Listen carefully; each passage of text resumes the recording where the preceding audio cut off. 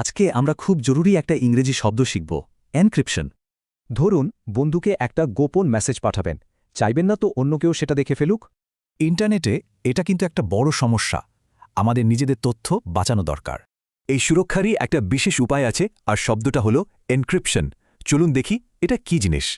মানে এনক্রিপশন আপনার সাধারণ মেসেজকে একটা গোপন কোডে পাল্টে দেয়, যা শুধু সঠিক লোকই পড়তে পারবে। ভাবুন তো, এটা যেন একটা জাদুকরি তালা দেওয়া বাক্স।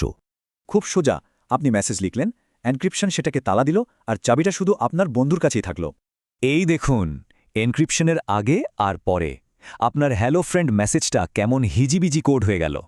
কিন্তু আমরা কি জানি এটা আমরা রোজ ব্যবহার করি? হ্যাঁ, একদমই তাই। যেমন ধরুন হোয়াটসঅ্যাপের চ্যাট, অনলাইন ব্যাংকিং, এই সব কিছুই এনক্রিপশনের মাধ্যমে সুরক্ষিত থাকে। আচ্ছা, এবার কয়েকটা ইংরেজি বাক্য দেখি, তাহলে এর ব্যবহারটা আরও পরিষ্কার হয়ে যাবে। এখানে দেখুন, একটা কোম্পানি গ্রাহকদের লেনদেন সুরক্ষিত রাখতে এনক্রিপশন ব্যবহার করছে। মানে ব্যবসা বাণিজ্যে তথ্যের সুরক্ষার জন্য এটা খুবই গুরুত্বপূর্ণ। এই বাক্যে একজন সাইবার সিকিউরিটি ট্রেনিংয়ের অংশ হিসেবে ডেটা এনক্রিপ্ট করতে শিখছে। তার মানে পড়াশোনা বা চাকরির ক্ষেত্রেও এনক্রিপশন জানাটা আজকাল খুব দরকারি।